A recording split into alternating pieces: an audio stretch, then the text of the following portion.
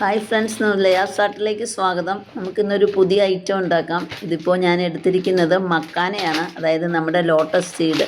അതിൻ്റെ കൂടെ ഒരു പിടി വാൽനട്ട് ആഡ് ചെയ്തു. അതുപോലെ തന്നെ പംകിൻ സീഡും ഒരു പിടി ആഡ് ചെയ്യുക. അത് നമുക്ക് ലൈറ്റായിട്ട് ഫ്രൈ ചെയ്തെടുക്കാം.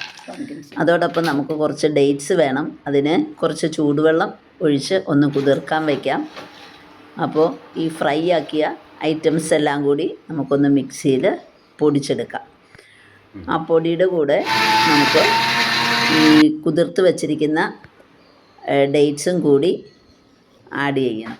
അത് രണ്ടും കൂടി നന്നായി മിക്സ് ചെയ്ത് ശേഷം അതിനെ നമുക്ക് ചെറിയ ബോളായിട്ട് ഉരുട്ടി എടുക്കാം. ഇത് റൈസൊന്നും അധികം കഴിക്കാതെ കൊളസ്ട്രോളൊക്കെ ഹൈ ആയിട്ടുള്ളവർക്ക് വളരെ നല്ലതാണ്. അതോടൊപ്പം നമുക്ക് അല്പം വൈറ്റ് എള്ളും കൂടി ആഡ് ചെയ്യാം. എന്നിട്ട് വേണം നമുക്ക് ഇതിനെ ഒന്ന് മിക്സ് ചെയ്ത് ഉരുട്ടിയെടുക്കാനായിട്ട്.